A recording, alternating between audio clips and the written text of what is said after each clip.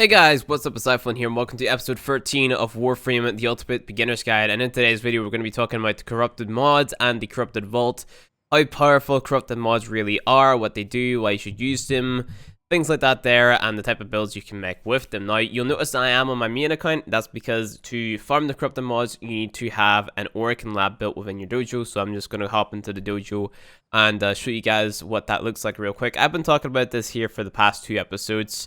These corrupted vaults and stuff, because they're super important and I feel like they deserve a episode of their own because of how powerful these mods are, and basically just why you have to take a look at the stats, how they can affect your frames and their abilities and things like that there. But the Oracle lab in your dojo will look like the one I'm about to head to right now, and it's all the way in my dojo, at least up here.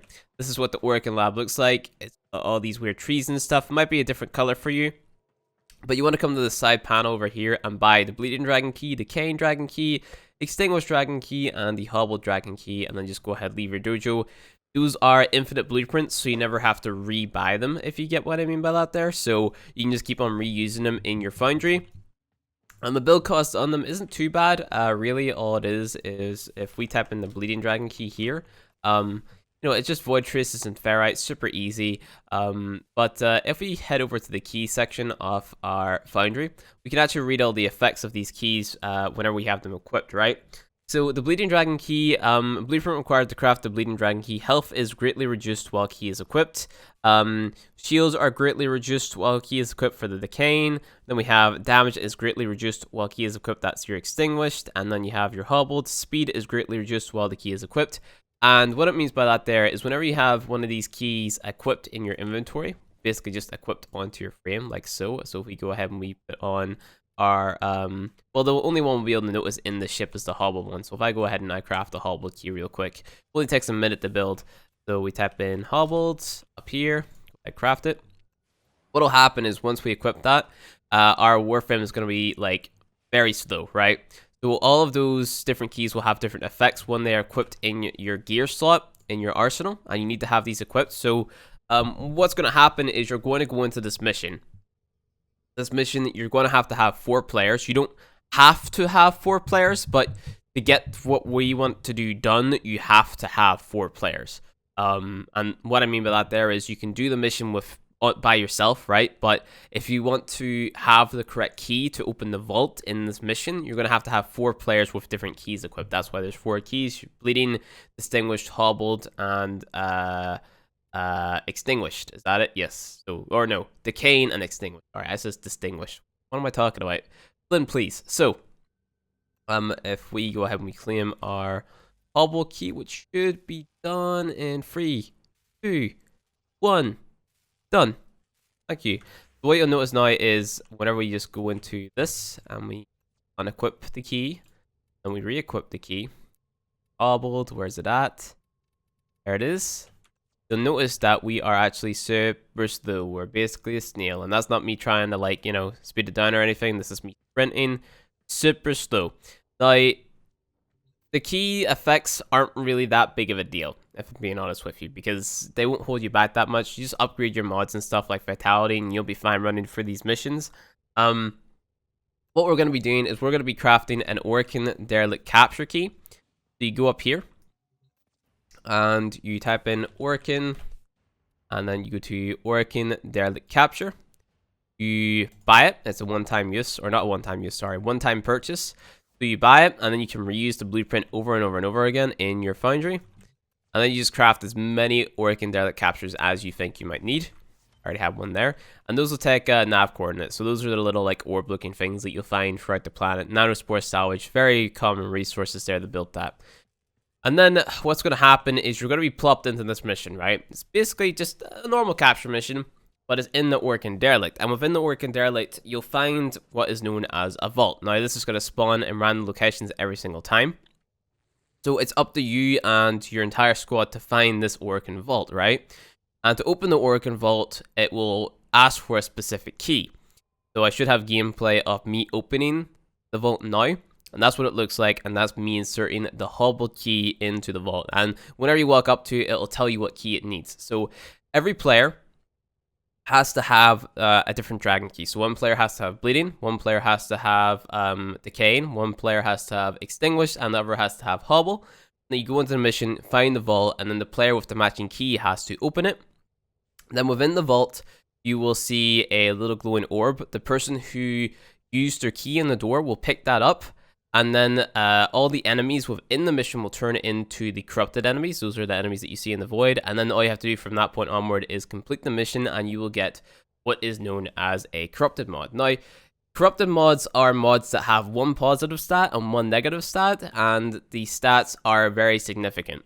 What I mean by that is they'll have very high stats. For example, there is a corrupted mod known as Blind Wedge, which will give you 99% pyre strength, but will minus 55% pyre efficiency. So you get stronger abilities, but they cost more, is basically what that mod is trying to tell you. So if we go ahead and we type it in here, you can see a max out Blind Wedge, 99% ability strength, minus 55% ability efficiency. That's the type of mod that we're going to be picking up here, and that is very game changing whenever it comes to modding frames. That can take advantage of pyre strength, like make them really, really powerful, right? So there is a list of mods that you're going to need. I will put a written list down in the description below, but we'll go through them. So the first one being Blind Wedge, you guys already know why. It makes you very, very powerful. If your frame is based on killing enemies, Blind Wedge is definitely a mod that you want to consider. Moving on, we also have mods such as, in my opinion, this one is probably the more important one. I'd say Fleeting Expertise right here. This mod basically allows you to spam your abilities, so you get 6% ability efficiency, so it costs a lot less, but the abilities last a lot, they cost a lot less, and they also last a lot longer, or last a lot less as well. They don't last as long. That's what I'm trying to say. For some reason, I always mess up at least once per video, but that's okay. We all make mistakes. So you'll notice right here, if you guys recall back to one of the episodes, I said that efficiency actually has a cap, and it caps at 175% or 75% if you're starting at your base 100. So what happens is, if you combine a 1 from the top Fleeting Expertise with a 1 from the top Streamline, you get that 75% from your base 100. So every single frame starts off with 100% ability efficiency. Then you add on your 1 from the top Fleeting Expertise, and then your 1 from the top Streamline, and then you're capped out at 175%. That's really important because that'll save you 2 mod capacity, which kind of game changing, at least in my opinion, because then you might not have to form as much, which is very beneficial because then you save a lot of time. You can also get a max rank 1, so it's worth getting 2 Fleeting Expertise from these Corrupted Vaults because, I mean, it's a really good mod, and sometimes you might want to pair Fleeting Expertise with Blind Rage. So you can have a very damaging build, but the abilities also cost less to cast as well. So it's finding that balance. So get 2 Fleeting Expertise and get 1 Blind Rage. Moving on. Next we have a mod called Overextended. And Overextended is a range mod, and this will basically allow your abilities to travel further. So let's say, for example, Loki's Radial Disarm. Basically, Loki will do a little twirl, and then any enemies around him, if they're in his ability radius, which you can increase with pyre range, will be completely disarmed, which is very, very powerful, especially if you're playing with a player who is dying a lot, because you can take the guns off the enemies and then they won't die as much. So Overextended is definitely a good one, but the downside to it is your abilities do less damage. But you know, if you're building a frame like Loki where you're relying on crowd control anyway, you're not going to need that pyre strength, right? So this can be used on frames like Vauban, like Loki, maybe Trinity to, you know, support your entire team. Range is a very, at least in my opinion, essential component to a lot of the Warframes in the game, especially if it's a supportive crowd control Warframe, then Overextended is more or less a must-have, at least in my opinion. So moving on a little bit more, we have Narrow Minded here. So let's say you're playing as Loki again, you want to increase the amount of time you get to stay in invisibility for it. You throw on Narrow Minded here, you get 99% ability duration, which will increase the amount of time that you stay invisible for, which is really good. Same thing with, let's say, for example, I don't know what a good frame is, maybe even a Vauban. You could throw on Narrow Minded to make his Bastilles last longer, and Bastille is basically like a big cage where you can hold enemies up. You know, it's all about finding the perfect balance with these mods. You can make a build which is right for you, or you can make like a textbook build which would be required in something like a raid or a sortie and stick to that there, like min-maxing type of thing. So it's totally up to you. The downside to narrow-minded being you get less range, which, you know, that's a good trade-off, because if you're crowd controlling enemies with, you know, a lot of duration, chances are you keep them like frozen or something if you're using frost for like a minute or something. So reducing the range is kind of like a balancing thing to it, right? So you're not like killing every single thing in the map. Obviously, you could maybe potentially spam the ability as well. That's totally down to you, but you know, it's that's a pretty hefty range nerf, at least in my opinion. So you'd have to do a lot of counter modding there, and obviously there's other factors come into it, like minus strength and different things like that there, which you might need for another ability in the frame. So there's a lot of factors that come into it.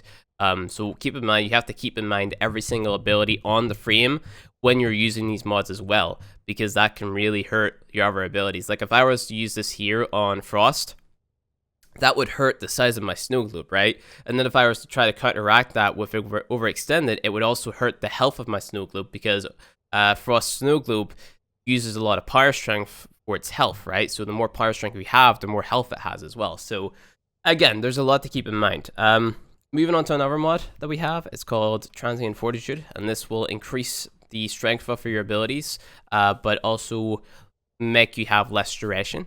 Okay, so it doesn't last as long. There we go. Nailed it that time. So that's a good mod as well. I use that on a decent amount of frames. I mean, I use it on Ember, Equinox, things like that there, so I have a little bit more damage on my abilities, because you don't really need duration on those types of frames, because you have mods like Continuity or Prime Continuity, which kind of counteract. So, you know, this is where you start to learn more about getting your full build on, really. You know, you're going to look at your frame, you're going to like, okay, this is what my frame is good at. Let's mod heavily more towards that, right? So that's really all this is about, taking advantage of what your frame is the best at. So that's what Transient Fortitude does. Now I'm trying to think if there's any more Warframe corrupted mods that I have missed here, just in case. But don't worry, the list down in the description below will be, you know, really full, because I've made the list before and I know what it is that we need, because, you know, I've done this all before, don't worry, but I do like to explain things in the videos to the best of my ability as well. Obviously, I could maybe explain them better, but doing it on the fly would give you more of a sort of feel about how I feel about some of the mods and using them on frames, etc. So it doesn't seem like there's anything here that we necessarily need to talk about anymore. So I'm going to move on to, let's say, for example, Heavy Calibur. So Heavy Calibur is basically a Serration, except there's a downside to it, right? So you get 165% more damage, which is the same value as a max strength Serration, so it's basically doubling your damage. But you get minus 55% accuracy. So this type of mod isn't good on very accurate weapons like a sniper or a bow, but you can still put it on it, right? I use this mod on pretty much every single rifle in the game, but I don't use it on any bows, and I also do use it on snipers for some reason, because I'm weird like that there. But I'm usually more up close with snipers anyway. But snipers aren't heavily used within this game anyway, so it's cool, right? So Heavy Calibur, it's just a mod that you need because it ups your damage by another 165%. And if you compare that to the regular Serration, exact same value. So you'd be combining Serration with Heavy Calibur. So let me just show you guys an example of what a full build looks like. Let's say if we go to Soma, right? Soma is a pretty easy build to understand. This is a weapon that we're going to be picking up later. We have Serration, Heavy Calibur, and Split Chamber. So your Serration and Heavy Calibur are your 2 main damage mods on there. Then you have your Split Chamber, which will give you 90% multi-shot, which basically means you shoot, that's your percentage chance to shoot 2 bullets instead of 1. It does not consume 2 ammo. Then you have your Point Strike and Vital Sense. These are your crit mods. So this one gives you critical chance. This one gives you critical damage. So you get 75% crit chance and a 6.6 times multiplier. So it multiplies damage you're already dealing by 6.6 times, and then you throw on your elements, right? So you'd have your Infected Clip and Stormbringer, you know, near one another in here, to you know, give you your elemental damage, which will give you a further boost versus enemies that are weak to corrosive damage in this. And then we have Bladed Rounds on here. This is like just another one of those mods that you could throw on to sort of amp your damage a little more. You could throw on something like let's say, for example, you know, a Prime Beam mod or something on there, which will multiply your damage again. But let's say you're going against Corrupted. There's no Beam mod for them currently. But Beam mods, Prime Beam mods at least, they are worth having on. The regular ones are not. Neither are IPS mods. And IPS basically stands for Impact Puncher Slash. I've explained most of this in episode 5. It's a longer video, but you should actually go and give that one a watch. So here is Primed being of Corrupted. There it is. So this is a mod that's coming out hopefully soon, and that's basically the same thing. It's a 5 times multiplier or 5.5 times multiplier for your damage, which is definitely a mod we're having if we're going into the void. But prime mods come from Barketeer, which we will. Insensitivity called me a nerd. Feels bad, but yeah, so Prime BM mods or Prime mods will be coming from Barketeer, which I think we covered in a video or two ago. Can't actually remember, but you know, that's how you get Prime mods. We'll talk a little bit more about him in depth later on. Obviously, I'm not going to be making a video every single time that he comes around. There's other Warframe YouTubers for that, and I like to think that most of you guys have common sense to just go and check him whenever he comes around, because I mean, that's really what it's all about, right? And other than that, there is pretty much nothing else to talk about whenever it comes to those corrupted mods, really. There's no corrupted mods that you heavily use on pistols, and there's no corrupted mods that you'd heavily use on melee either, unless you're doing some weird-ass build. So that's pretty much it. The only one that I can really recommend would be, what's that mod called? It's called Vital Acceleration. See if I can find it. This one, Vital Acceleration. And this will increase your fire rate with bows. So this is useful for something like the Dread or a regular Cernos that is maybe lacking a little bit in fire rate. You want to up your DPS. But this is only for if you're really good at hitting headshots, right? So you would replace something like, let's actually swap to the Dread for a second here. You would replace something like, Dread. You replace your speed trigger with Vital Acceleration for a 30% increase to your fire rate, which would be massive on bows because you drop back a lot faster, and then you could just kind of, you know, get your DPS out that way if you're hitting those headshots consistently. So yeah, that's really all there is to talk about with the corrupted mods. It's going to be a pain in the ass finding those vaults, so hopefully, you know, get a group together which can hopefully help you find them very efficiently. Maybe get some friends together, look for them, try recruiting chat, try your clan chat, things like that there, because you can do it solo, but the thing is, if you have the wrong key, then you're going to have to look for it again, and you're really taking a gamble every single time. So it's better off just to do that there with 4 players, and it's actually like a very, very, very big component about the game. Or within the game, sorry, so you definitely have to get your hands on those corrupted mods, or else you're going to struggle whenever you get the late game, like, a lot. So, yeah, we'll talk a little bit more about using those corrupted mods to get, you know, take advantage of your frame's strengths and stuff. So I'm expecting you guys to go ahead and farm up all the corrupted mods that I leave down in the description below by next episode, and then, yeah, we'll continue on, talk about how you can farm endo and stuff more efficiently, etc, etc, how you can mod your heck, get credits, you know, farm more stuff. So by now, you should have a lot of frames sitting in your foundry ready to claim. Make sure that you get your hands on the Frost Warframe and the Nova Warframe as fast as possible.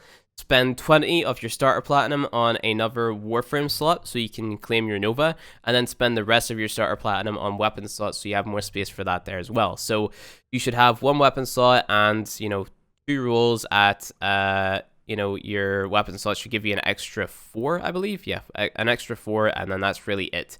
So anyway, guys, that's going to be it for this episode of the Ultimate Beginner's Guide. If you enjoyed it, hit that like button below, and you want to see more Warframe content from me, hit subscribe, and I'll see you guys in the next video.